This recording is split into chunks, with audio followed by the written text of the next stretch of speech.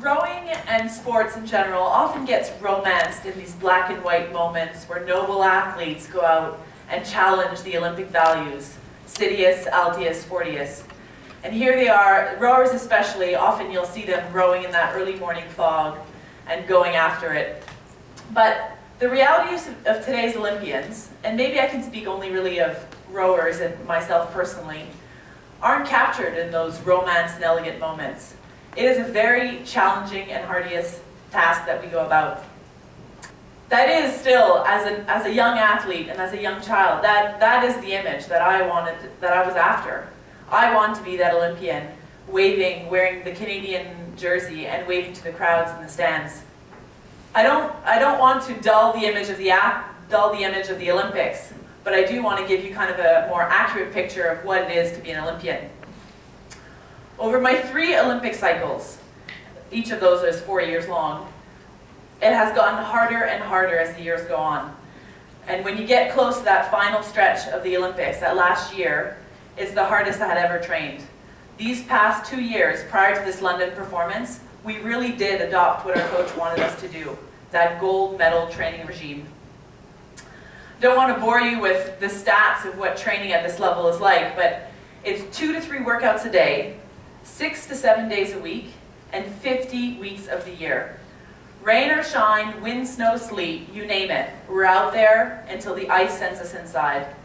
Last year in 2011, we trained until the week before Christmas, outside, and we're back on the water right after Easter. I don't know if you've been in Ontario or in Quebec at that time of year, but it's miserable, it's cold, it's brutal. And at the National Team Training Center, we even don't have running water at that time because the faucets are turned off. So here we are going at our 7:30 a.m. practice in the cold. We come back, rush home, go shower and eat, and then come back for another session in those conditions. The training is also very cutthroat, and our coaches really exploit that internal competition in the team to make us work really hard and keep us on our toes. When we're not in that 8 that you just saw, we're in small boats, and we compete against one another, figuratively throwing punches at one another. And those are my teammates. It's really hard to do. So here's what a normal day would look like for us. This past summer, I have this vivid memory of this past summer, we had a workout, and it's a fairly standard workout where we would do 4 standard races. And just to give you an idea, at the World Championships, we do 3 races in a week. And in this particular session, we were meant to do 4 races in 1 hour. So the women's 8 gets broken down into 4 pairs, 4 2-man boats. And ever since that workout had been announced and I knew that was coming, I kind of had this dreadful feeling. I had a pit in my stomach because I knew how hard this workout was going to be, and I also knew what I had to prove. I've often been the individual, the athlete that is the weakest in the gym, that has the slowest erg scores, those rowing machines, the ergometers.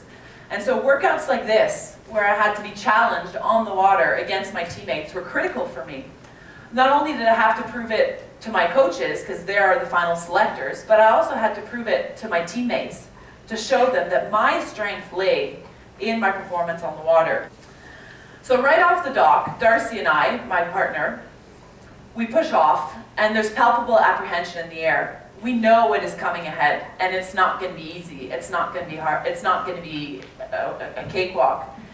And Darcy is the one that will make the calls throughout the race. You know, she's the one that'll tell me what to do and how to execute it. When I sit stroke seat, which is where I sit in the boat, I have little to no say of how the workout's going to go. So Darcy calls the first 20-stroke burst.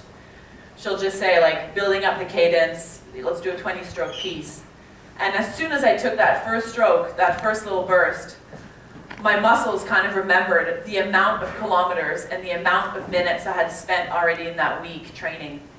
I could feel it. My muscles were just aching. And that was really just a minute effort of what was to come ahead. 20 strokes out of a race where you do 240 is pretty much nothing. But that's what training is like at this level. There was no force majeure, as I'd like to say. We found ourselves at the start line, and our coach was there to align all 6 boats. and to kind of command the start. Soon as that horn went off, though, the stress completely dissipated. I was now entirely focused on executing that perfect stroke and getting across the finish line first. Darcy and I, we didn't win by an enormous margin, but we did lead from start to finish. And that was part of our plan. As soon as we crossed that finish line, I was bent over in exhaustion, like you kind of just saw. And Darcy tapped me on the back. And between two breaths, she said to me, 1 win, 3 more to go. And that's what it is. That first race is insignificant. Even if you win that, doesn't matter. It's about outlasting your competition. It's about winning and winning consistently. That was how I was going to get the coach to remember my performance. Not by winning the first piece, but by winning all 4. Can any of you imagine what it would be like to have 3 workouts a day and your first one being this tough? Can any of you imagine training 17 workouts in a week for a total of 200 kilometers? Rowing 200 kilometers in one given week. It's a monumental effort. But I do think that probably in some aspects of your life, you can relate to this. That challenging yourself, and the harder it's kind of like a masochistic thing, the harder the workout, the harder the session, the more satisfying it is. It's kind of crazy how we have that little voice in our head that we like hearing so negative all the time sometimes. Sitting at the start line at the Olympics, I drew from moments like this race, from that practice. It was those moments that I would kind of jog my memory to remind myself of what I'm capable of, to inspire me and give me confidence. I thought of that practice. I thought of practices when my coach, John Kehoe, would say that, that was the fastest the women's 8 had ever gone. Or even I would think of Leslie telling me and looking at me and saying with a little smile on her face that was the best the boat had ever felt. Those were moments that really inspired me to have that perfect race that I had in London. But the big picture remains. The hard training and those hard workouts far, far outnumber the few glory days, where you stand tall on the podium and wave to the crowd with the Canadian flag floating high above. But the reason I kept cranking on that oar was because I was passionate. I enjoyed that camaraderie with my teammates. I wanted that silver medal performance. Trying to be the best in the world when you're surrounded by talented athletes, by inspiring women, is fantastic. And that's what it's all about. However, those days are now coming to an end for me. And I hope to be carrying those takeaway moments, the discipline, the perseverance, the finishing off the job. I hope to be taking those takeaways into my next chapter in my life. Only 2 short weeks after finishing at the Olympics, after being in that closing ceremonies, I found myself back on the classroom bench, at the bench at school at Université de Montréal, challenging myself now with law schools, cramming, probably I should say, exercising my brain with my law classes. And next fall, I'll be graduating this spring, and then next fall I'll be doing the bar school, and then hopefully after that going on to a professional law career.